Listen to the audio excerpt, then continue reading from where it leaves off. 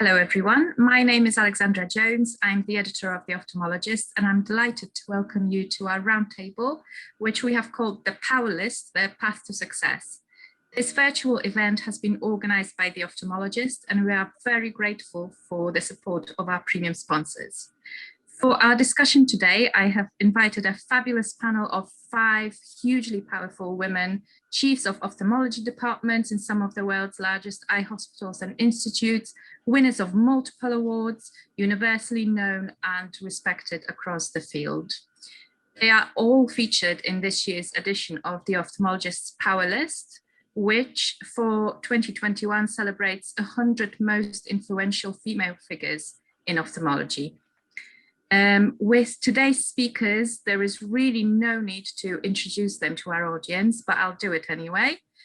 So I'm very proud to welcome to today's discussion Julia Haller, who's the ophthalmologist-in-chief at Wills Eye Hospital and professor and chair of ophthalmology at the Sidney Kimmel Medical College at Thomas Jefferson University in Philadelphia in the US.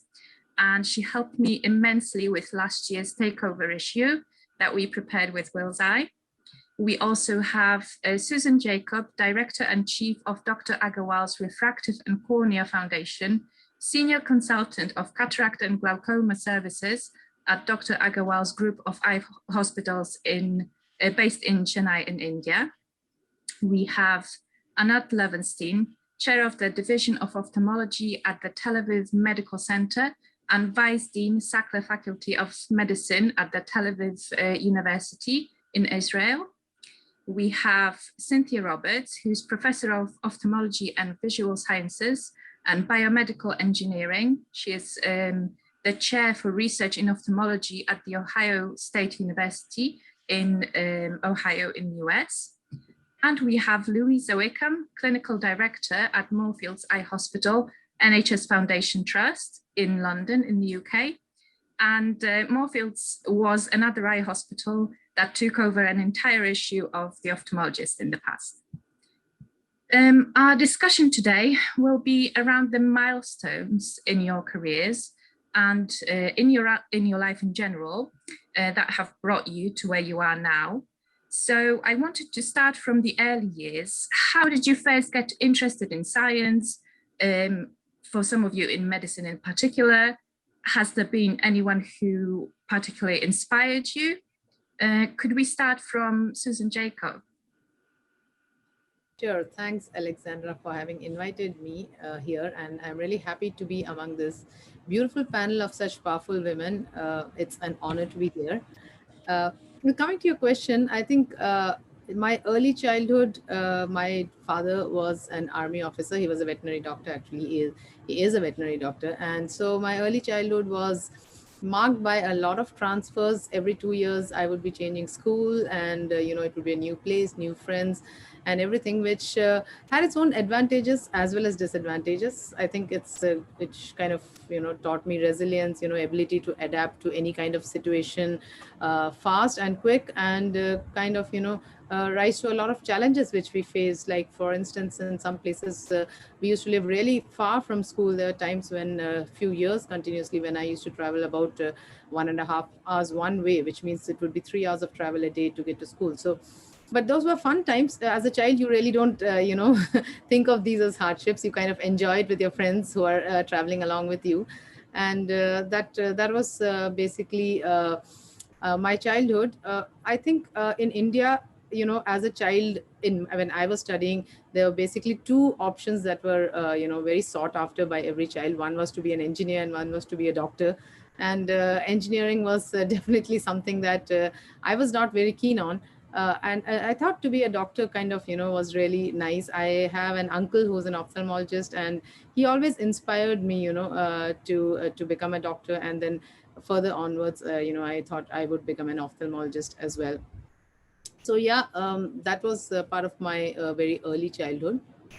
and I think it was something which kind of led up to me becoming whatever I am. My dad was always very persistent that I should do well academically, and he would be always looking and seeing how I'm doing and things like that in a very proactive, encouraging way, which he actually does to this date with my son and my daughter. So so that's basically my childhood. Great. And Anat, when did you first realize that you wanted to become a doctor? So, I never had another option in my life. It was evident since I was a child that I'm going to be a physician. I had a grandfather who was a physician, a mother who was a physician. Julia knew my mother. She was a cardiologist until the age of 89, the day that she died. And she was still practicing. And she found Anat's husband for her. And she found my husband for me. But she always emphasized for me and for my brother, who is also a physician, he's a general surgeon, that we need to do something where we can really make a difference, where we can really excel and be the best. The request or the expectation from me to be, and from my brother to be the best in what we did, was beyond everything else in our life. And even if I said something that maybe I want to look at something else, for example, once I said I want to maybe consider becoming a dancer, she said, you will only be mediocre in this. It's not for you. You'll go to medicine. And I think since I was 7, I was reading from her books. I remember myself translating to Hebrew something from her medical book about Down syndrome. I just remember doing that. And this actually escorted me during my life all the time, the fact that I need to excel in medicine, and this is the reason to go to this profession. I think ophthalmologists in general are people who have always tried and succeeded in excelling in everything that they touched. And Louisa, how about you? Did you have anyone who inspired you to become a physician? Yeah, I mean, I had lots of people in my life who inspired me, but I was the first doctor in my family, so I didn't have any medics around me. But my mother always commented that when I was role playing anything medical and anyone said was I being a nurse, I was very brusque and very direct with them that no, I was not a nurse, I was definitely a doctor, and not to get the two confused. So I was quite definite quite early on, apparently. But I've been very lucky because both my mother and my grandmother were very strong women and worked throughout my time in childhood. So I got very good role model of women achieving and going to work and being leaders in what they did. And likewise in my school, the school was very much of the ethos that girls could achieve whatever they wanted to achieve, particularly in science, because I think that's often not maybe a traditional female route of academic endeavor. In a lot of places, we're encouraged to do humanities and artistic type subjects, but in my school, it was very much, girls can do whatever they want to do and should be encouraged in science as much as possible. But I don't think I ever really wavered, funnily enough, right the way through school. I just knew I wanted to be a doctor, and science interested in me. So it kind of reinforced that idea that I still wanted to be a doctor. And again, kind of like Anat, I had one slight waver at one point where I said to my mum that maybe I wasn't going to be a doctor, and she said, "Oh no, I think go and see a friend of mine who's a doctor. I'm sure that's what you really want to be." So I was encouraged in that way, but never regretted that decision. Great. And Cynthia, you're not a physician, a medical professional, but could you tell us how your childhood, what influence that had on your path, choosing your profession? Certainly, there's certainly intersection. My father was not only a trauma surgeon, but a professor. So we had visiting professors at our home all the time when I was a child. So I saw academics from a very early age. I had through calculus in high school. I loved math, and I ended up choosing nursing for my undergraduate education. I worked as a nurse for about 4 years before I realized that it really wasn't a good fit for me. Because mostly emotional issues, because I worked in a coronary intensive care unit, which at that time, cardiogenic shock was 80% fatal. And I saw enough death and disaster in those few years to last me a very long time. Unfortunately, I was not exposed to ophthalmology, which doesn't have a lot of mortality associated with it. But I went back to school in biomedical engineering because I wanted to build on my past instead of start over again. And it grew from there. I became interested in ophthalmic applications after joining the university in the early days of refractive surgery. And I wrote, I listened to my father, who told me to take advantage of opportunities when they presented themselves, because they wouldn't always be there. And interestingly enough, even from some of your other questions, I'm still waiting for the opportunities to go away, because they still seem to keep cropping up all the time. But I certainly have found my place in the world because I have felt very fortunate to make pretty important contributions to the field without actually being an ophthalmologist. So I still get to impact patients' lives. I still get to impact treatments and understanding of the physicians of some basic concepts which are affecting disease development and progression, which is the biomechanics of the eye. Alexandra, I want to comment on what Cynthia said now. Jean Duan, who is one of my mentors, and Julia knows him very well, always says that as a physician, I can help one eye, one person with two eyes. As a researcher or an entrepreneur, like you are, Cynthia, you can affect the lives of thousands of people with one finding.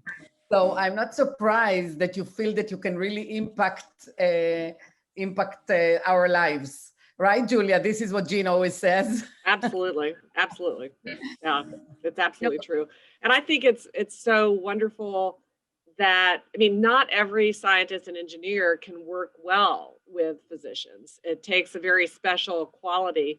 And I dare say that women have a little bit more of the empathy and people skills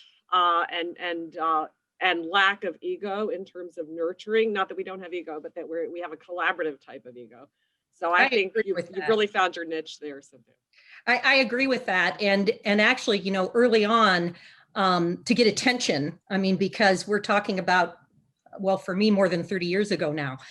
And at that point in time, it was a little bit hard to get attention. So I had a strategy of saying things that I knew were true, but were quite controversial at meetings. And it would make people, at meetings, people are in their seats and they may be doing other things. But if I said something controversial, heads would come up and they'd want to hear what I had to say. So I would shock them first and then explain it. And that's really how my career took off. And I'm sure that you knew how to say it in a way that would not intimidate the other people, which I think what Julia said is completely true, that women, I don't want to sound too feministic, but women know how to do it better than men, I think. And, yes, and I feel very proud that I can convey complicated topics in a manner that people without the background can understand. So the issue, is that we have different backgrounds. So we approach the same problems from different perspectives. And it's very important then that we listen to each other to really make advances. And that's something that I think a lot of engineers start out with equations, and I don't think that's the way to start. You have to start out speaking from the background of the person, of the group to whom you're speaking. Yeah. Points. And Julia, what about your childhood and your early experiences? Did they shape you, and did they make you want to become a physician? Yes and no, Alexandra. And I want to add my thanks to you for doing such a beautiful job putting this group together, and say how honored I am to be part of it. And also how impressed I am with the Ophthalmologist. I think it's, the innovative, exciting, jazzy publication out there that is really setting the bar very high for everyone. So for me, I grew up as others have said, with with parents who were in medicine. So my dad was a pediatric surgeon at Hopkins. My mother is still alive and is an obstetrician. But I gravitated towards the non-scientific subjects, at least originally. So I think I may have been attracted to medicine more in terms of its humanism and its people-to-people contacts. And also, I think how intellectually interesting it was. And I saw my parents surrounded by people who really enjoyed what they did and had very mission-driven lives. This was growing up in a Johns Hopkins family, and I think I wanted my life to be like that too. You know, I wanted to get up every day, inspired that what I was doing really did make a difference. But I thought I wouldn't go into medicine because it was just too obvious. And I went to a girls' school.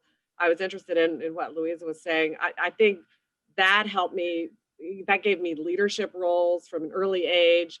I was never, you know, worried that the guys wouldn't like me because I was smarter than they were. And then by the time I was in college, it was too late and I didn't care anymore. I mean, I cared about the guys, but I didn't care about pretending to be dumb. And so for me, it was a gradual move into finding that I loved science classes. I loved knowing how the world worked. And one of the great things about medicine is you really understand a lot about what's going on around you. And you have the skill set to interpret it in a way that's useful. So I found myself just inevitably somehow being drawn down this path. And I always loved surgery because I liked fixing things. There was just something very satisfying about that. And so it was really more of a question, what, you know, after a couple of years of medical school, it's obvious that I was going to be in some surgical subspecialty. So it was just a question of lucking into ophthalmology. And I was in Boston at the time. I came down and spent a summer at Hopkins with Stuart Fine, who was at that time head of the medical student program, and did some research with him. And he was a Pied Piper who has led many a student into ophthalmology over the years. And actually, I came to it very late. I already was committed to surgery. I started out in surgery and then switched into ophthalmology. But at that time, also, of course, surgical fields were really more male dominated, at least in our part of the world. So my year of residency at Hopkins, we had 2 women, and that was the first time they'd ever had 2 women in 1 year. And I still, on my wall, have the plaque from when I went into retinal surgery and then was admitted into what is now the American Society of Vitreoretinal Surgeons.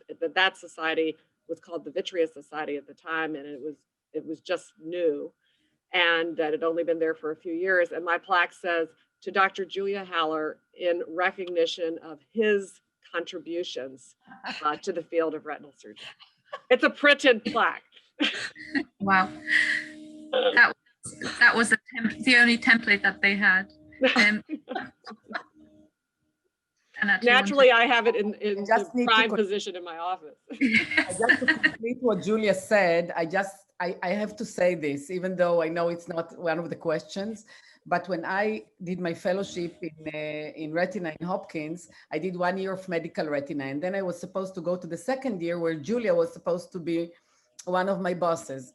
And I asked, well, how is she? I mean, as a woman, as vitreoretina surgeon, this is so rare. I mean, how is she? They said, she's great. She's such a good surgeon. And I myself could not believe, even though I was going to that profession, that a woman can be that good. And then I said, okay. And I didn't know her then. And I said, how? So probably she's very old and ugly. And said, no, she's young and pretty. And I said, oh my God, that's not possible. So probably she's not doing any research. No, she's one of the best researchers. Okay, so I know she will never let me touch a patient. She will never let me do a single vitrectomy. So the first day I'm with her in the OR, I'm trembling, I'm really trembling. And she said, why? If I can do it, you can do it. And out of the 6 patients, I did 5 vitrectomies with Julia the first day that I was in the OR. And I, you know, this just to say what Julia learned in Bryn Mawr in the girls' leadership school. Yeah, Thanks, Anat. it's so ingrained, this idea, and it must have been, you know, at the time when you were doing your training, and you know, we can only know what we see around us. So it's so great that there are so many more women now in this profession. Louisa.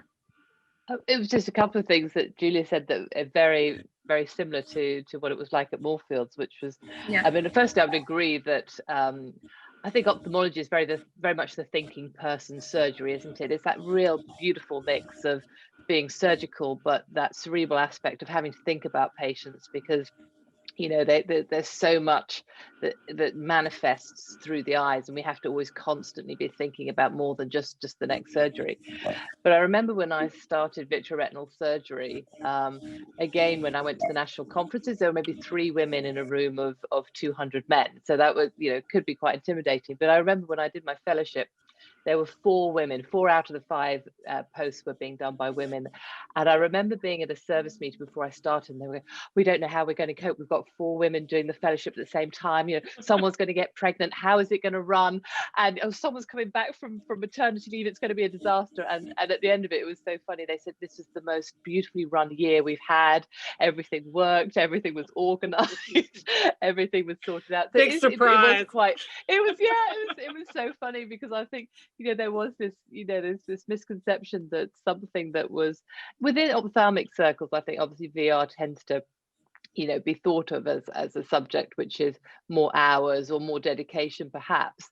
And I don't think that's true, but I think that's often how it's perceived. And I think everybody just thought, you know, women doing VR surgery and all of them at the same time, this is not going to go well, but it did. And everybody ended up as a consultant around the UK after their fellowship. So it shows what can be done. Great. Soosan.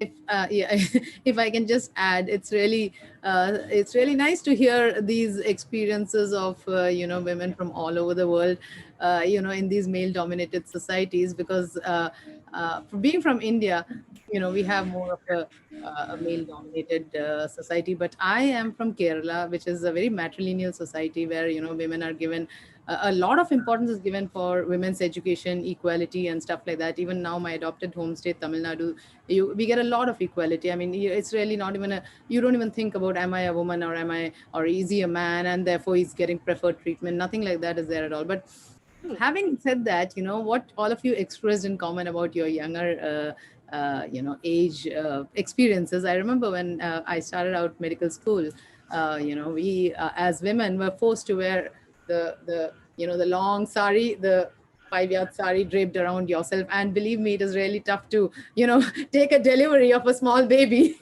wearing that, making sure all your folds are in place and still handling the baby and making sure that baby doesn't drop. So we had to do that. And I remember one of my friends bought a bike, you know, a very small bike, actually, not one of those powerful, you know, diesel run ones, but a very small, petite bike. And that was the talk of the town that year, because, you know, it was the first time a female had actually bought a bike at that time. But I was happy to say, despite all that, you know, the guys in my medical school were supportive. You know, if they did see that you are, you know, you have stuff, you're doing well, and they were really supportive. You know, once they saw that you are able to do what they are able to do, I think that support and that respect would automatically come. So that was something that I learned. Right. I was just going to say, when I went from nursing, which was predominantly women, to engineering, which was predominantly men, it was quite a transition for me. And I had a class once with 85 students in it, 2 women and 83 men. And the professor was reading off the names, and each one was Mr. So-and-so, Mr. So-and-so, Mr. So-and-so. And I thought, he gets to my name and calls me Mr. Roberts, I'm not going to be happy. And the other woman was Chinese, which is hard for Americans to determine whether it might be male or female. But he actually got both of them, got both of our names as Miss Roberts and then the Chinese woman as well. But then when I became a professor, I realized he had the gender along the side. So he had a clue. Yeah. And what did it feel like to be one of the very few women doing biomedical engineering? You know, there were certainly issues. And I'm sure we've all experienced issues. But I think the more important thing, because I would hope right now there's not another woman who would go into science and engineering field who would experience some of the things that certainly I did, because there's been tremendous change over the past 30 years. And in fact, when I was pregnant with my first child, I actually hid it for as long as I could because it wasn't very well accepted at all. And in fact, the only thing that my director at the time ever said to me the entire time I was pregnant, let's see, after I had the child, I'm on a 9-month appointment, so I'm supposedly off duty during the summer, but I was in working and I had him with me, and the secretaries wanted to see him. So I took him into the main office. I had no idea that the director was in there. And so I was holding him, and he comes out of the room and he looks at me, goes, "What's wrong with this picture?" And then he leaves. That's the only thing he ever said. So I didn't have any pictures of my children on my desk. I pretended I didn't have any. And now it is so different. It is so incredibly different that there's been enough women who've come up in this field. And in working with, biomedical engineering, we work very closely with physicians all the time. And there's been enough people, and men were also important in changing it. I was in a graduate studies committee meeting where a man was the chair, and it was supposed to go 3 to 5. And at 4:30, he said, "Oh, I've got to go pick my daughter up at daycare, so we've got to end the meeting." And I went and told him later, "You know what? You made it okay for women to do the same thing." Can you imagine if a woman would have said, "Oh, I've got to end the meeting because I need to go pick up my child from daycare"? I just don't think it would have been perceived the same way. So I think we've made lots and lots of advantages. And I think even though the people you have on this panel, I think, are focusing on the positive and focusing on the good parts as opposed to what I'm sure they experienced in getting to where they are. I think things, because of I would say a lot of the women on this panel, things have changed, and changed for the better for people coming into the field now. Yeah, Anat? I really understand what you said, and I really agree with everything you said. And also what you said, Soosan, is very interesting for me, because if you ask me, for myself, I never experienced any problem from being a woman. When I was nominated to become chair of the department at the age of 40, the director of the hospital was worried that I might be too young because there were many senior people more than me in the department, but he never gave a thought of me being a woman or a man. That was not an issue. And I never felt that being a woman was any disadvantage. However, as I become more mature in my career, I realize that, and also because now, as Julia knows, I have a daughter who is in corporate, and I know the difficulties that women are facing. I understand that that for a woman to really make it, to become chair, to become head of a lab, to become head of a hospital, head of a clinic, she needs to be exceptional and be ready to work endlessly. So just to be as hardworking as possible and to really be talented enough. Whereas I understand now that for men that are not sometimes that talented or that hard worker, it's easier to get to the same positions. So the fact that Soosan, it's easy for you in India, or Cynthia, that you made it, or Louisa, or I think it also is because you were ready to work really hard. You were ready to hide the pictures of your children. You were ready to not to go at 3:30 to pick up your daughter, and you were exceptional in your capabilities. And I think this is the main issue. I understand it now better than I did when I was younger, that I thought there is no limit, there is no glass ceiling, I can break everything. But we can break everything only because we are very, very exceptionally hard workers. And we also have the capabilities to do what I'm doing. I don't have the capability to become an engineer. I do have for surgery. So, you know, it's only because in a way we are exceptional in something that we are doing. Well, and I think I was very well accepted by the ophthalmic community because I think there are more women. But if you notice on the panels, or when you go to meetings around the world, the panels that are formed, there's lots of women in the audience. So we have lots of women physicians, but there's not quite as many, of course, on the panels now as we could hope for as we move forward. Yeah, the manels. I actually was at an interesting award ceremony where Mary Claire King, who's the one who discovered the BRCA gene, you know, for breast cancers and ovarian cancers, talked about her early career because she was dependent on the male surgeons in San Francisco. And she said she thinks her career was being a woman PhD helped her so much because somehow the male prejudice towards female surgeons didn't extend to the PhDs. And they viewed her as such an asset and having this rare skill set that helped make them better. And so their normal ego and you know, fighting among other physicians and putting women physicians down didn't kick in. Men's club, being a men's club, she was accepted. Yeah, Louisa. I suppose I'd reflect that when I was doing my fellowship, I worked very, very hard. I did.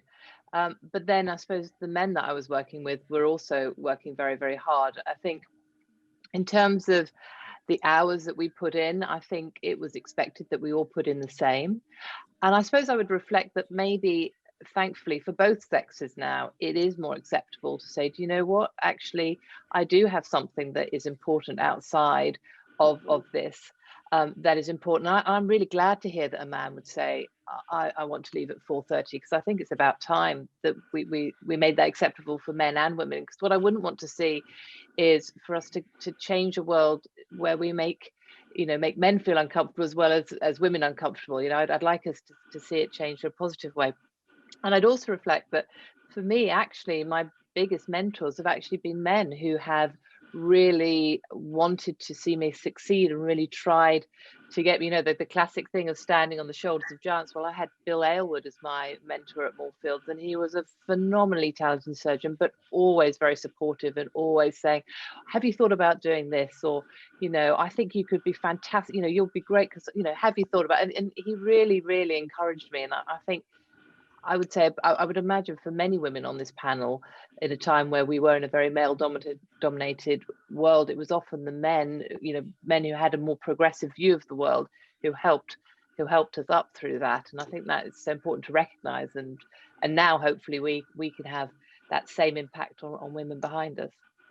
But still, when sorry, Anat. What Cynthia said, look at all the panels. You know, we're all of us sitting on panels all the time, every day now. Usually it's one woman, or usually I'm the only woman, or maybe there is one other woman. That's all. In Europe, you know, I'm more in the European part, and I'm sure it's the same also for who else is a great surgeon in the United States that appears on all the panels and all the advisory boards, and there are very few women still.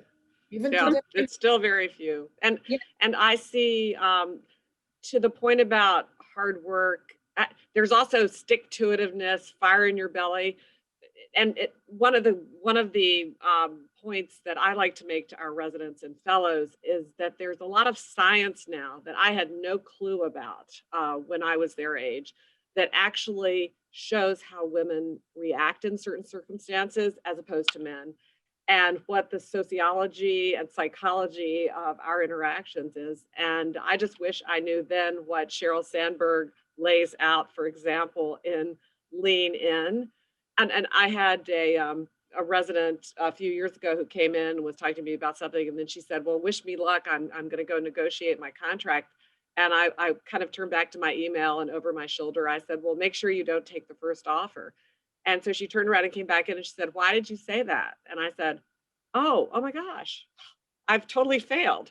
I haven't explained to you all that you're going to take your first offer because you're female and you're not going to negotiate, and you read up on this before you go to your negotiation. So there's there's so much that's out there that helps us understand. I remember when I was leaving Hopkins, the dean said, he was debriefing me for, Dr. Norton at Bascom Palmer used to always say that when people change jobs, there's usually a push as well as a pull. And so he was trying to find out what things had been discouraging to me at Hopkins. And he said, well, when you didn't get that position, had you put your hand up and said you wanted it, or had you kind of sat back and waited for everybody to say, oh, you should get this? And I, I realized that I had not been emphatic enough about things that I wanted. Had I known more about it, I hope that I would have learned to be more emphatic on my own behalf. I think I completely agree with Julia there. There is a kind of a feeling among women that you should not ask for what you want, or you should kind of wait for things to come to you. And I think that's where a lot of us get hit many times, and that's where we kind of do not reach our maximum potential. And I think that's if there's one message that should go out to women from this program, I think that should be it. Don't sit back. Of course, you have to work hard. Of course, you have to excel in what you do.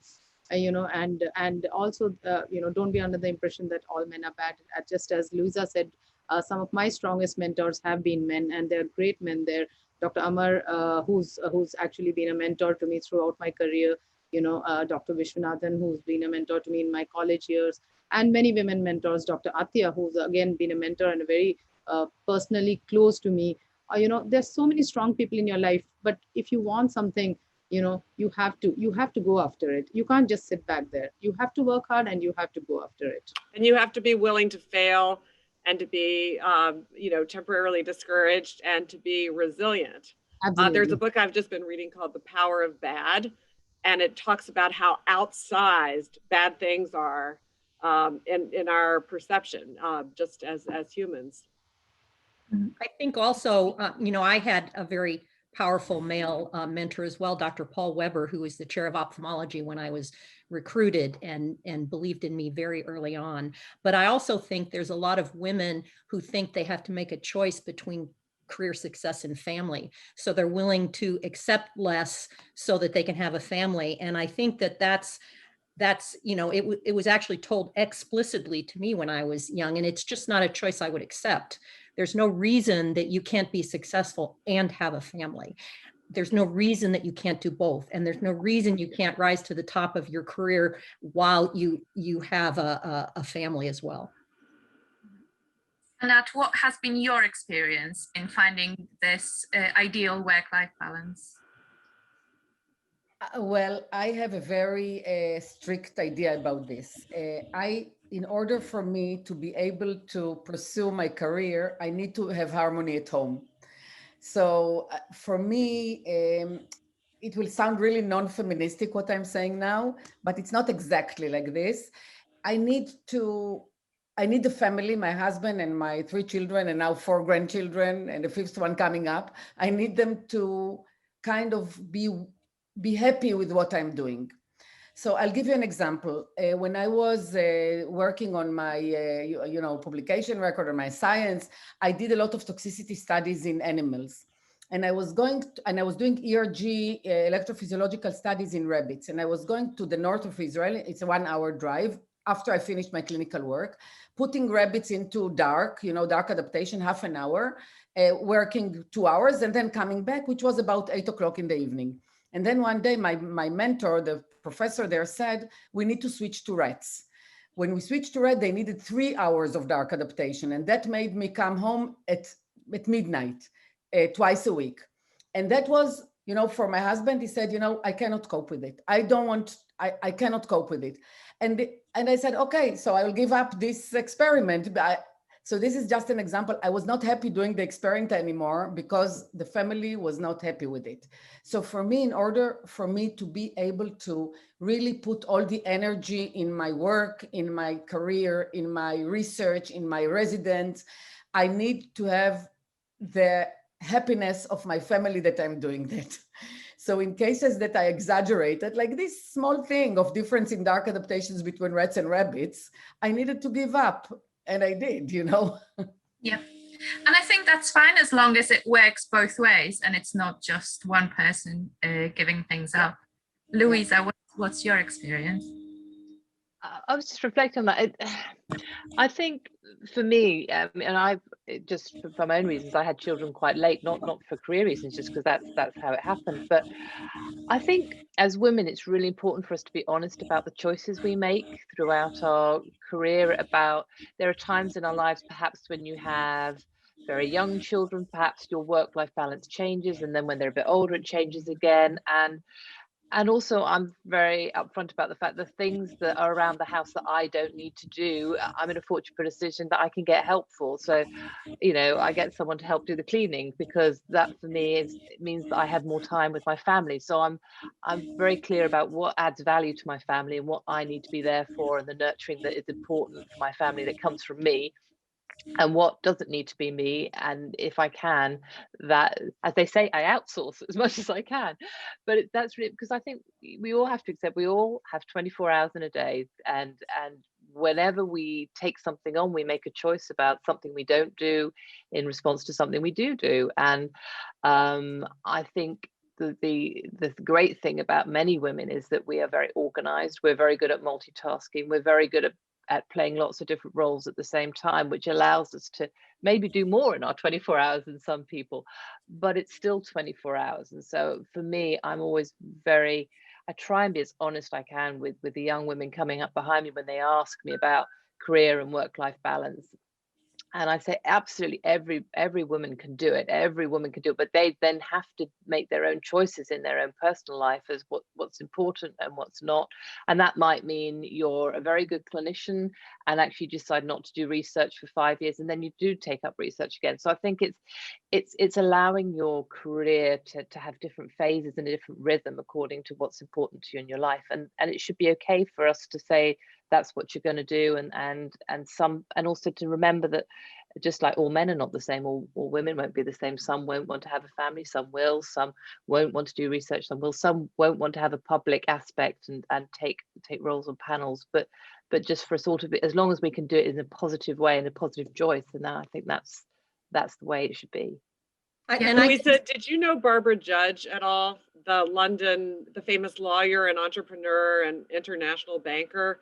She died a few months ago, and there was an obituary about her that I was reading in the London Times. I guess her apartment, like her place, looked out over the Thames. It must be fabulous.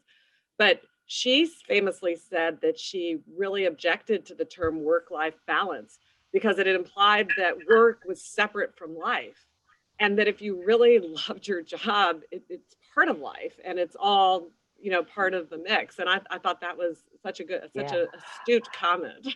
I couldn't agree more. I mean, what is it they say? If you do a job you love, you never work a day in your life, because it's all about something that you're passionate about. And that's when people say, oh, should I choose something that's family friendly? I say, no, choose what you love, because whatever you love will actually keep you invigorated and enthused about what you do, and that's the most important thing. And then you can choose over time how you deliver that, and how you kind of live that life. But I agree with you completely. And also, though, that everybody has to recognize that women make their own choices, and what's good for one will not necessarily be good for another. So we have to accept these wide variety of choices in other women as well. But I think that it's also important to let them know that, you know, they don't have to choose between career and family. They can do both if they want, or they can choose family and take off for a while, or they can, as you said, go in and out of research. So it's a matter of individual family situations. None of us can understand what that other woman's situation is. And so we need to respect the choices that she makes as well. There used to be this thing about having it all, which I really hated, because it sounded so selfish and, you know, so entitled. And I don't think any man would talk about having it all, you know.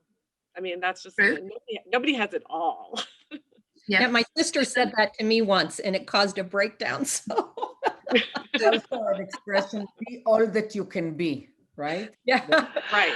It's living to your fullest potential, whatever that is. Yeah.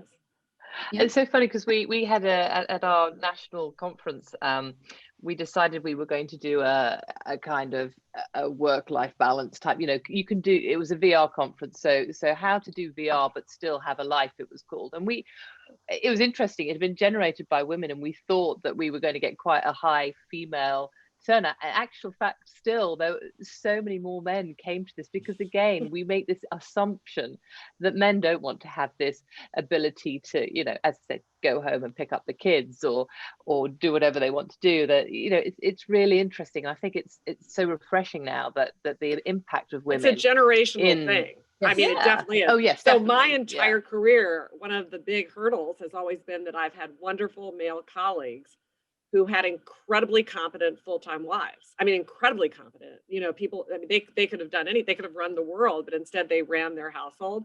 And I'm stuck with their husbands who, you know, who are great surgeons, but have no concept. And I really see a generational change now, you know, in our fellows and the junior faculty and things. So I think the world is gradually moving in a better direction. And I think some countries are better. And I'm so interested in the Indian. It sounds so equitable in that part of India. Yes, Soosan, what's your experience?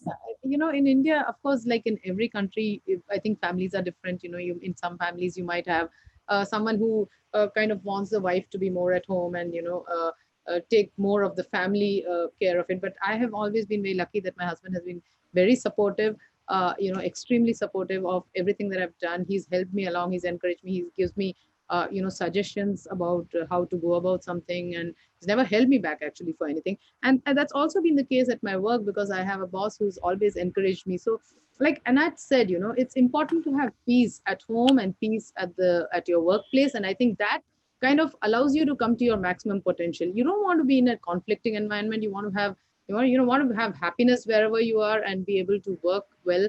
And also, Louisa, I think what you said, I'm just seeing so many of us are saying common things. You know, this is something when people ask me in conferences, you know, about, you know, women leadership and things like that, is what is it that allows you to do, you know, how much, whatever you do. And I say the same thing, you know, delegation, you know, delegate out what you can, do only what you must, and everything else delegate out. And that I think applies to your home, getting help, or to your, you know, office. You know, you could ask a junior or a resident to do some work, and they're actually happy because they're getting this opportunity to, you know, participate in your research and, you know, collaborate and do, and it works well for both sides.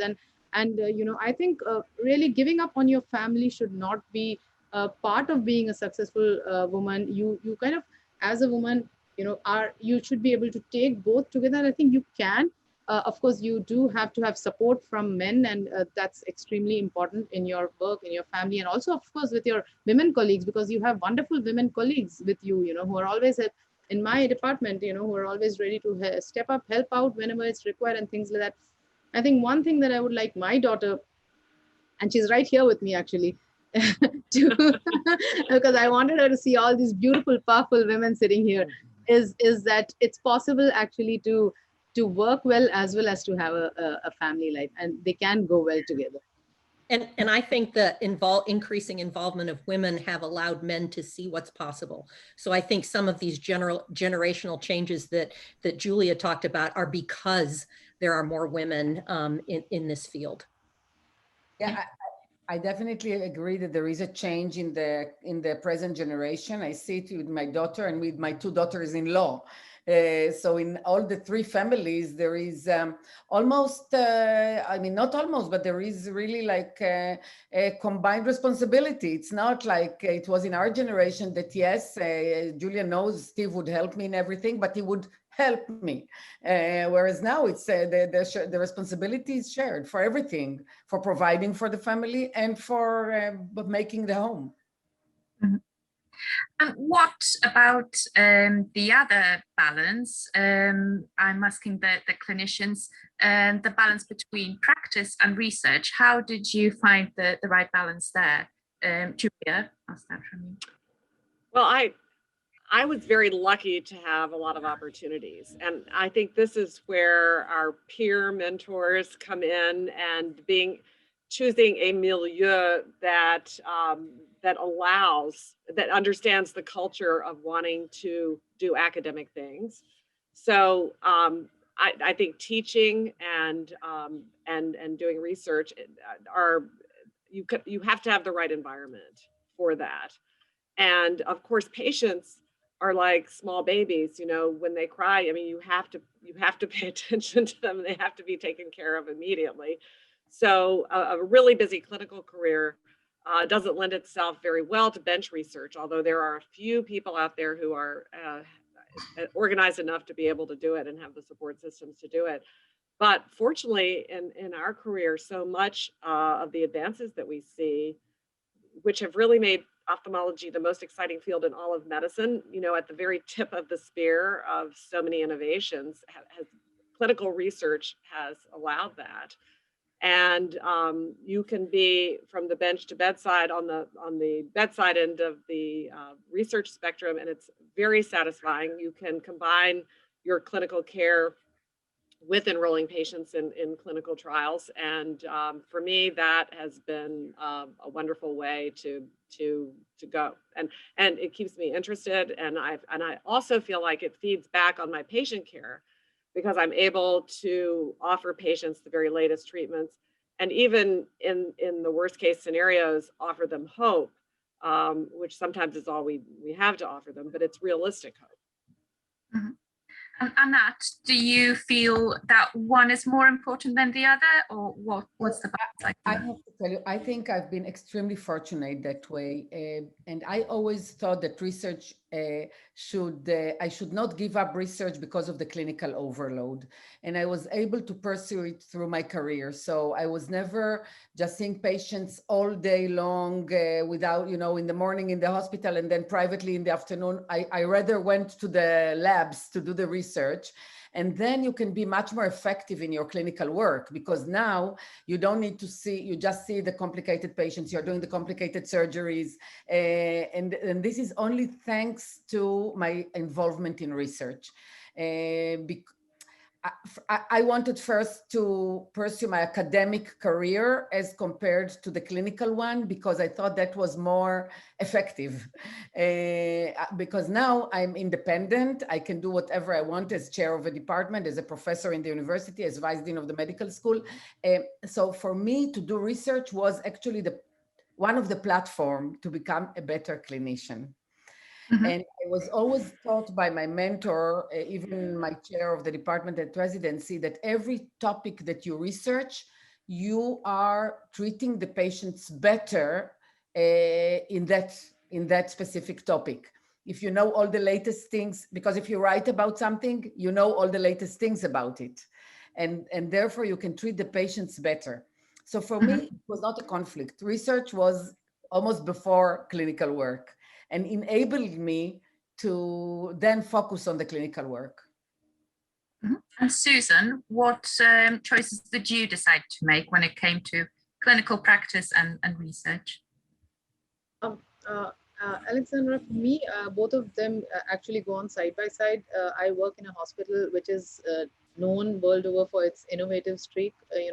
When I had joined, there were already, there was a lot of innovation that had already gone. We had air pump assisted cataract surgeries. We had no anesthesia cataract surgeries, phaconet. All these were pioneered by Dr. Amar, glued IOL. And then, this sort of, like Julia said, this milieu encourages you to think out of the box, because there's so many other people doing this.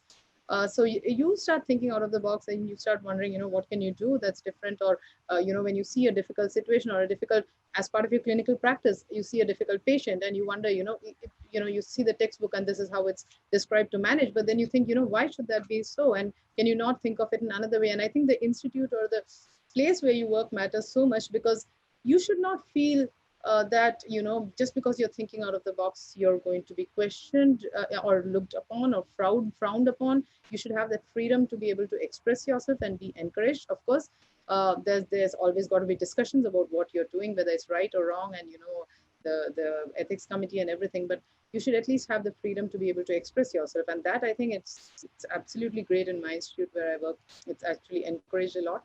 The very feeling that, you know, we need to realize that textbooks have been written by people, by authors. They're, you know, the textbooks keep changing. Maybe you do something new and you write something else. That's a textbook that some future people are going to read about and, you know, consider that as to be the standard. So you always need to think out of the box. And for me, when I see a patient, you know, these questions keep coming to my mind as to, you know, what else can you do for this patient, or how can you do something differently to get a better result, or to overcome some challenges that you might face in your surgery or your post-operative outcome. And that goes on simultaneously for me. So I've been kind of fortunate. I don't do much bedside research like Cynthia does, but it's more of clinical research, and that works very well for me in my practice. And Louisa, what has this balance been like for you? And is that at the beginning of your career, did you imagine it to be the way it has unfolded? Yes, I don't know quite what I imagined career-wise actually when I started. So I've done it both ways. So I took time out for 2 years to do just research in the middle of my training, which is quite common in the UK. That's often how we do our research. So I took 2 years out to do what's in the UK is called an MD.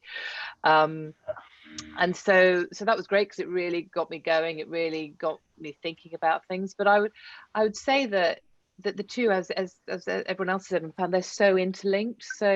So much of what drives your interest in research, or what gives you the ideas from research, comes from seeing patients and being frustrated at things you can or can't do for them. And I'd also comment that some of the greatest researchers have really been observationists. So the things that Don Gass and Alan Bird always came up, they were fantastic observers of clinical signs and putting it together and understanding the connection between what they were seeing and the disease process. And that then fueled amazing research. So I think those one thing leads to another. It is difficult, I'd have to say. I would say when I was doing my research at the start, the regulatory framework that surrounded it was more forgiving for people who were doing research and clinical practice. And now, quite rightly, we've got much more infrastructure, much more governance around it, which in the UK, the way we're set up is makes it more difficult to combine the two, maybe as much as some of us would like to. But I have a day a week to do research on top of my clinical practice, and that just allows me to keep things going. In an ideal world, I'd be doing 50-50, but then I'd have to stop something else I really love doing. So yeah, so it's trying to get that balance. But I think the two just drive each other and us work hand in hand. Yeah. Yeah, Anat. I just want to say that what Louisa said now about allocating time for research, I think this is crucial. I think that I learned it actually during my fellowship at Hopkins, that you have to have allocated research days. And as a clinician, when I became chair of a department, I decided that if I will not allocate time to research, I will just turn off the fire wherever it jumps. So I organized for myself, as well as I learned in Hopkins, to have 1 day for research, 1 for organization, 1 for the clinic, 1 for the theater, and 1 for the university. And I'm not able to keep it the whole time, or obviously there are exceptions, but I think this is one of the most important advice you can give someone who is in the beginning of a career that has also managerial organizational responsibilities. Mm-hmm. And moving on to leadership positions, Cynthia, how did these opportunities come your way? Well, were you quick to grab them? Yeah, so when I joined the Department of Ophthalmology, you know, there was a lot of clinical research going on in terms of like drug trials, that kind of thing. So I was really one of the only ones that was doing the kind of research that I was doing.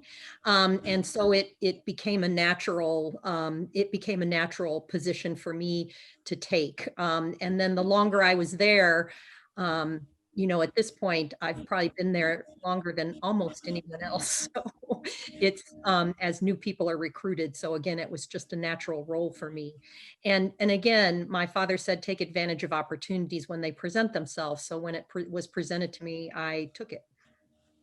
And how has it felt for you? Oh, it's, you know, I think one of the most important things we can all do is train the next generation, because the next generation is the future. And I think any time that we spend, you know, I spend quite a bit of time working with ophthalmology residents in their research, which is a required component of their residency. Even if they don't plan on taking an academic position, I tell them they have to know how to read the literature to be able to separate science from marketing, to be able to know what to incorporate in their practice when they're done. And I've had residents track me down at the academy, you know, after they've been out for several years, asking me about things in different exhibits. So I think it's really a critical component of residency training to know how to read the literature. And really the best way to learn how to do that is conduct research themselves. And I, you know, it's teaching them that actually publishing it is a huge component of it. It's not just a residency requirement, because if you don't get it into the literature for everyone else to learn from what you've done, you've accomplished nothing other than a check mark on your residency. So I think all of us can talk about training the next generation of ophthalmologists, which I'm involved in even as an engineer and a researcher, is helping to train the next generation of ophthalmologists and medical students and all of them. And that's our future. They'll be taking care of us someday. Yeah. And Julia, when did you first realize that those leadership opportunities were available to you, achievable, and what did that process look like? Well, I think for me, it was a gradual process, but I'm starting to absorb your English accent, Alexandra. You and Louisa are giving, but well, for one thing, I think going to a girls' secondary school made a difference, because I was used to being a leader. You know, I was used to being president of my class, president of the school, things like that. So I liked running things. I liked being able, I guess maybe I'm a little bossy, and I liked being able to tell people what to do. And then when I was the first female chief resident that they had ever had at Wilmer. And I, you know, those were all jobs that I saw that I could do. And I think we all fight imposter syndrome, you know, when you think you're in a job that you can't really do, and you find out that you can do it. And then that gives you confidence to think about doing the next job. I would echo the common theme here, which is that you have to really, really work hard. And I think as women, particularly, I was going to say particularly when I was younger, but I think still today, in some ways it's even harder for the young women, because they don't have and I felt like I was a pioneer. So I felt it was incumbent upon me to work harder to, you know, stand up for my gender. When the opportunities come and you're younger, you get overloaded because you are trying to take as many of them as possible and do a really, really good job. Now, at this point in my career, I think it's more of a challenge for me to say no and to figure out what are the essential things that I can do that will make a big contribution. And I wrestle with that every day. But it's been, you know, fun to take on new challenges. And that's another leadership point too. You know, what type of leadership opportunities do you want to pursue? Do you want to be, are your talents more editorial? Are your talents more managerial? Are your talents more on the board side? And so I think all of us have to kind of look inside ourselves and say, what are we really best at? And where can we, like Anat's mom told her when she was younger, you know, where can we really be excellent and move the ball the best? Yep. Be the best version of yourself. And then Soosan, how have you found your leadership positions? Well, Alexandra, I think, you know, as I mentioned right at the beginning, my dad was in the army, and, you know, that's a place where they kind of have, you know, put a lot of emphasis on leadership. Me, my sister, my brother, we were all taught to be strong personalities, never shirk away from responsibilities, you know, take challenges head on. That's the kind of, you know, the hard work that we would see, the discipline that we would see in my father and you know, my mother. was something that inspired us, and we always felt that we could take on leadership roles. I think as far as I'm concerned, a lot of my research has helped me, and my innovations, which I'm very happy and very proud about, have helped me take me to leadership roles in my hospital, in my, of course, the hard work, the experience that you build over the years, everything counts. But what do you do extra, and what do you do special, and what do you do more than others? I think that also matters a lot. And that comes to you in very different ways. It comes to you through the years that you've put in there, through the thought processes that you have outside of the box, outside of the textbook, in so many ways. And once you reach a certain point, and you do your research, you publish, people come to know about you. I have a YouTube channel where I teach surgical videos, and I think that's extremely popular with more than 10,000 subscribers. And I have people coming to me at conferences and telling me, I was going to do this surgery, and I checked it up on your channel just before I did it, or something. I have some people saying, every morning before surgery, my wife says, who's this voice that you're listening to? And, your voice is familiar in my household, and things like that. Those are things I think that have helped get me to be more known. And that lends itself to more leadership positions. Research lends itself to editorial positions, as Julia mentioned, executive member positions and things like that. So once you start working hard and you start showing the world that what you're capable of, I think leadership positions come themselves. And the other thing I'd like to mention is that leadership is also not just having all these positions, but it's also about how well you're able to run your own system back at home.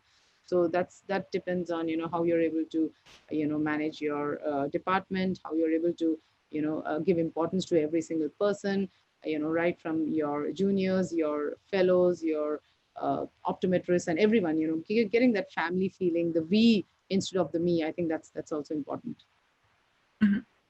And Louisa, you wrote an article for us a couple of years ago on female leadership, and I was so made up when I saw the announcement that you became the new medical director at Moorfields.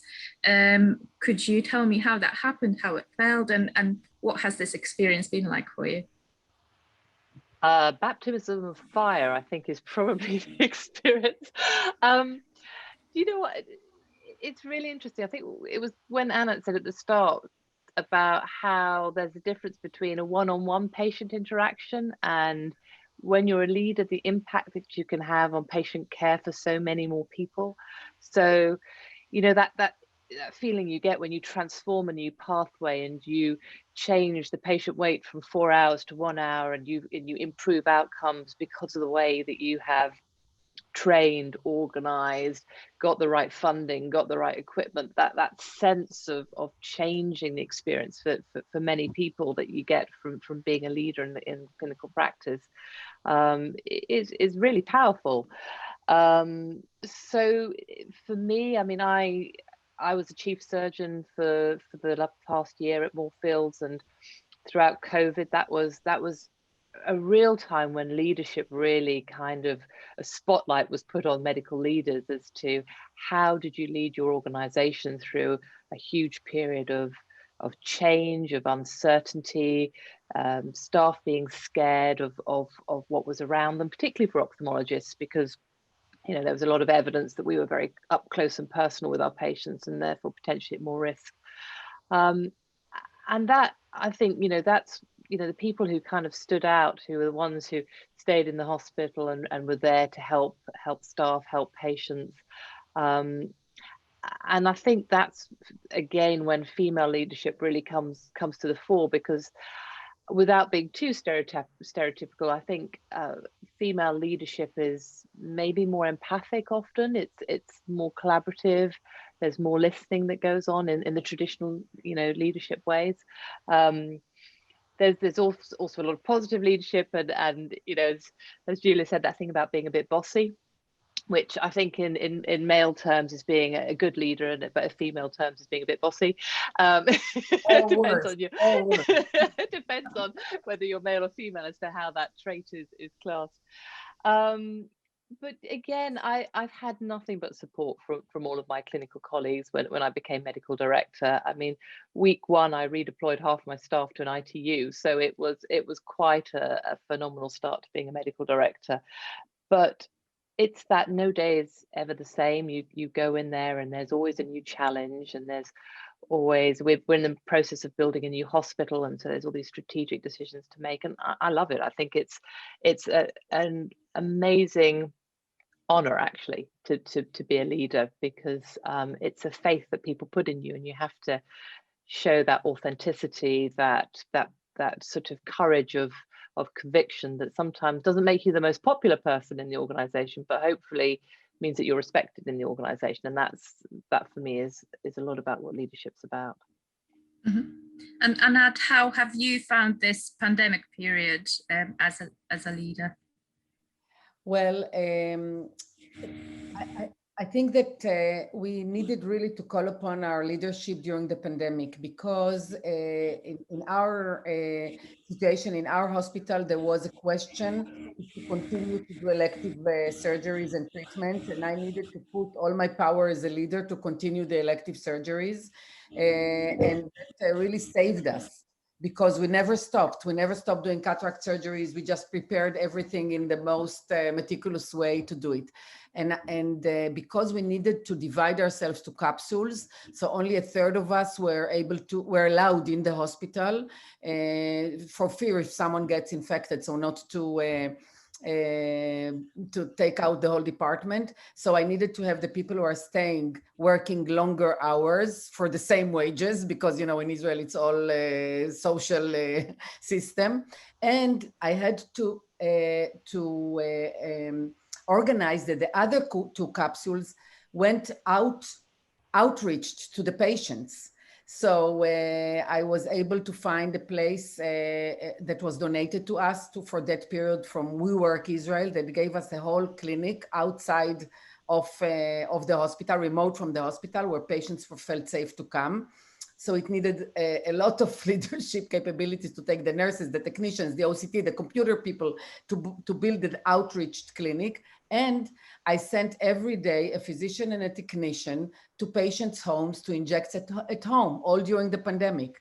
We injected to dozens of patients daily in their homes, patients that were on a loading phase, patients who were on fixed treatment, patients that needed the treatment and couldn't move from their homes. And that was very difficult to organize, because, you know, people were worried and they needed to protect themselves and all that, but we managed to do it. And I think it made a huge, huge, huge difference during the pandemic for all of us. Mm-hmm. And moving on, what do you see in your future, Julia? What do you think the future has in store? Talking about post-COVID-19 and further into the future. Well, you know, I think COVID has been such an interesting period to live through. I mean, I would never have chosen it in a million years. But one of the really interesting things is that we don't want to waste that crisis. And what have we learned from being catapulted into tele-ophthalmology in a different way than we would have hoped? What have we learned from having to streamline operations and have fewer people coming through the hospital and changing? I'm looking at Louisa on this because I know she's an expert at. We'll have to pick her brain more about this too. What have we learned about more efficient ways to see patients and savings to the system, and you know, and conversely, where do we see that Zoom conferences all day long till 10 o'clock at night don't work as well as, you know, 5 minutes in the back of grand rounds when you're actually face to face making some decisions about how to take care of a patient? You know, what are the pieces that come out of this that can make things better? From my own standpoint, you know, I'm somebody who I always have to-do lists that I feel like I'm never getting through. Every now and then I'll find an old to-do list and I'll be like, yes. I actually really get a lot done. Yeah. So I'm always seeing all the things that are left to do. And so I have a lot of energy around things that I see that still need to be done. In terms of my own career, I wrestle with where lots of, you know, opportunities are coming up that I wouldn't have otherwise expected. And what do I think about moving into, out of ophthalmology into medicine as a whole. Anat's taken on this, deanship. But how about even out of medicine? And where a lot of my career has been in drug and device development, from helping people get out of the laboratory into phase 1, 2, 3, through the FDA and into clinical practice, and then roll that out. But it's been interesting to serve now on some corporate boards where we're actually thinking at a different, looking at it at a different angle. So I wake up every morning thinking, what new exciting thing is going to happen today? Now, sometimes it's a negative new exciting thing, but there's so many positive exciting things. So I think I'm very optimistic about the future. I think I'm so glad I picked ophthalmology as a specialty. I think it's really the place to be. And I think a lot is going to happen in the next 5 to 10 years. It's going to make a world of difference in the unmet needs that we still face every day with our patients. So that keeps me working too. Mm-hmm. And Cynthia, what do you see in your professional future? I think I work a lot also in not so much device development, but interpretation of current devices and adding new analyses that would improve, provide quantitative metrics for physicians to use. And I think we're really, ophthalmology was a little late in getting heavy technology involved. And now things are moving so rapidly because cardiovascular area had technology earlier, orthopedics had technology earlier, neuro had technology earlier, but the eye, everything's right there. If you think about it from biomechanical analysis, it's not inside. You can do everything right here in front of you. And so I think we're really at a point where things are going to take off in terms of what we can do from a merging of medicine and technology, merging of ophthalmology and technology. And so I'm excited about the future and about the people and the students that we're training. Anat? Yeah, I think what I see in post-COVID results, or what came from the COVID for me, is that I was always into early detection and monitoring of patients, but now I think that it has a huge place, the self-monitoring of patients for eye disease. I'm so happy that I've been involved with this technology for many, many years, and I feel that I'm leading this technology all over the world. And I think that home monitoring will be very important in retina, in ophthalmology, and in medicine. And as Julia said, I'm also looking at it outside of retina and outside of ophthalmology. And another thing that I think is really important post-COVID-19 that I learned and I'm working on is the patient in charge of the data, of his own data. I think this is the next thing that is going to be a breakthrough, that the patient, he's the one that is responsible for the data, for the results of his tests. He has them. It's all in the control of the patient. I think this is what will come next in health tech. And I'm dealing a lot with that, not only with ophthalmologists, but also with VCs and people that know more than me about how to actually bring this idea to operate. Mm-hmm. Louisa, what's your take on this? Patients owning the data and the future of ophthalmology in general and for yourself? So I think Anat's absolutely right. I think the digital explosion that we're going to see over the next few years, I don't even know that we can necessarily even predict where it's going to take us. I mean, we've transformed, I would say, more in 6 months than we would have done in 6 years. As you say, never waste a good crisis, but it has driven us to re-examine and reimagine how we deliver care. And I think particularly for the backlogs that it has produced for us in the UK, we now have to think about how do we see patients in a way that they feel safe, in a way that gets through the backlog, that we pick up all of those cases that are still waiting. And I'm really intrigued about how we change our environments and pathways. So I think we're going to be collaborating a lot more with engineers and with architects to look at how do flows work? How do we how do we review the most patients in the safest way? How do we pick these things up? And we've got so much to learn from other healthcare systems. So I think it's a really exciting time.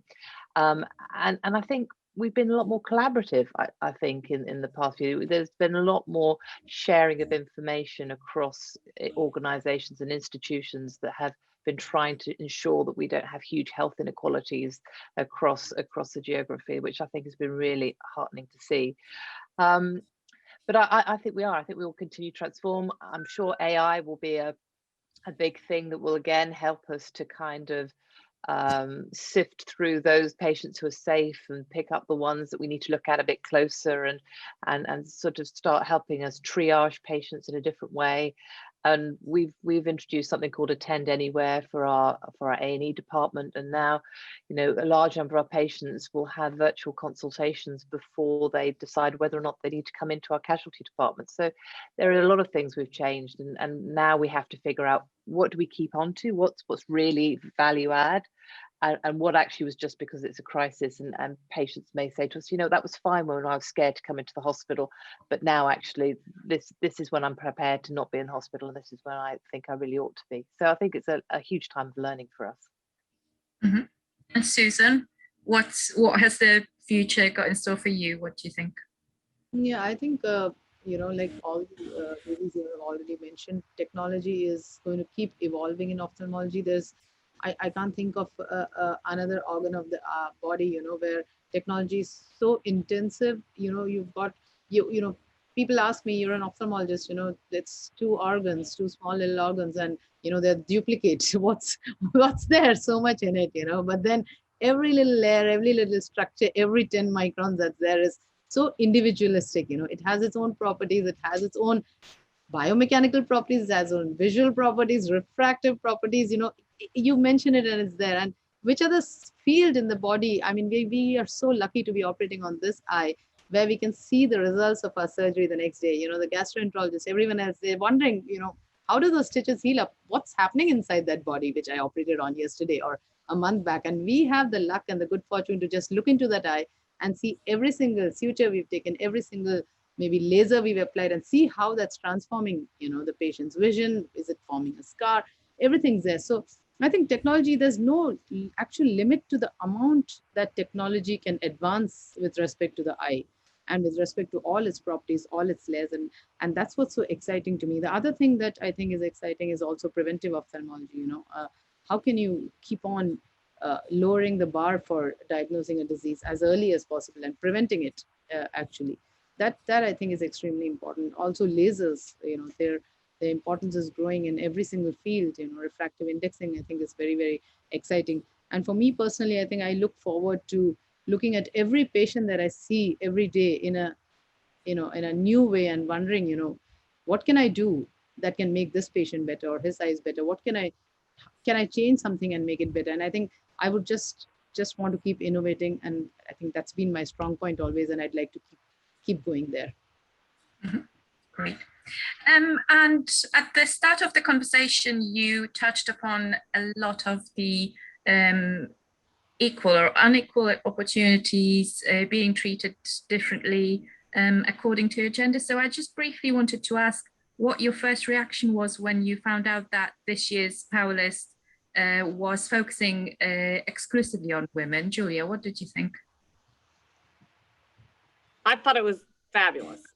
Great idea, long overdue. And, you know, and I think your publication is one that has that nimble creativity that had the idea of doing it. So good for you. I mean, we have stories that are different to tell, and I think they're worth telling. And I also think it sets such an example for those who are coming in the next generation. And we need to encourage them in every way we possibly can. And I think a lot of the lessons that we've learned apply very much to men. You heard throughout the conversation today how grateful we are to our male mentors. You know, I look at Arnold Patz and Mort Goldberg and, you know, people I worked with, and how grateful we are to our male colleagues. So it's not a zero-sum game, but often women don't don't get put out there on the panel or on the podium. So I think you all focusing on that is great, and bravo to you. Mm-hmm. Anat, you've obviously, like Julia, like Cynthia, many other people have been featured both on the lists among men and women and on this exclusively female list. What do you think about this? I actually think it's great. If you would ask me that a few years ago, I would have said, men and women are exactly equal, and why do we need a separate thing for women? But now I really, as I see the hardships of women in corporate, and I see things that I did not have to face because of my special circumstances in Israel and in my position, I think that women do need to have a special recognition, and they do need to have the different position colored for them, for women, like this specific list that is only for women. I think that as we started and said, for a woman to be on this list, she probably needs to be really exceptional. And the fact that the list is all made of women, it gives other women more opportunities. Mm-hmm. Louisa, what's your take on this? Oh, I would echo what said. I think having this will allow some people who maybe hadn't been recognized before to get that encouragement. And also I think, in asking organizations to think more about the female nominations for this list, for them to maybe, again, examine themselves, because I suspect when people are asked to nominate, they go to their sort of the usual people that they would nominate, and this time they've had to really think and reimagine and review who they would think should be in this list. And I suppose I would also reflect to you, it perhaps has maybe made you aware of more people than perhaps you were aware of before, and I think that's fantastic, because then I think as the ophthalmologist, with your huge readership, the ability for you to then pick these people out again and ask them to kind of contribute to the magazine, and also maybe people who are out there thinking, who am I going to put on my panel at the next conference? Oh, I'm going to look at and they'll suddenly be aware of people that they weren't aware of before. And so for that, I think it's going to be a real boost to women coming up and being more present and being sort of more recognized in future. So I think it's a great idea. I have a quick comment about how true that is, really quickly. Some of our junior faculty, collaborating with Jay Sridhar in Miami and a couple other people, put together a list of how many women were given presentations at different retina meetings. And so they showed me the data, and I said, well, look at the composition of the committee that's in charge of picking the speakers, and exactly what you said, Louisa. So if there was a female on the organizing committee, then there were more women who were asked to speak. And it just goes, and every minority group is like that. So I would add that I think what we're doing for women is just part of what needs to be done for underrepresented minorities in general. So we need to be broadening the discussion now as we look to making ophthalmology really reflect the populations we serve. Yeah. Cynthia, are you looking forward to seeing the full list? Yes, I'm very much looking forward to seeing the full list. And I think maybe you would be surprised how many people do look at those lists for trying to determine who they want on their panels, who they want as consultants, who they want to be involved. And I think it will highlight women in general, and perhaps we'll get more, not just speakers, but actually committee members, panel members, because I think there's quite a few women presenters, like at ARVO or the Academy. But I think the people sitting, as moderators or choosing those people, I think getting the women in there would be important. And just very briefly, Soosan, what does it mean to you to be featured on the Power list? I think it was really an exceptional and a very proud moment for me when I got your email saying that I had been nominated and had been selected to be in this list. It's a great honor, because I know that there are going to be many, many wonderful women in this list. One of the most important things I think of having this top 100 women list is that when you have a mixed list, you kind of tend to defocus on how many women there are actually. But when you have this sole women list, you see there are so many wonderful women, so many powerful women in ophthalmology, And that brings to focus what a large role we play here, what a large role. And this 100 is not the only list. We know that there are many, many more capable, exceptionally talented people out there, women out there, who are maybe young ophthalmologists, maybe our colleagues who are still not recognized. And I think this is going to encourage everyone that women can actually have great leadership positions, create exceptional uh, names for themselves, do exceptional work. And I think that is going to that's what this issue is going to put the focus on, the huge volume of capable women that we have in ophthalmology. Thank you so much for this brilliant discussion. And many thanks again to our premium sponsors. And from everyone at the Ophthalmologist, thank you for watching and goodbye.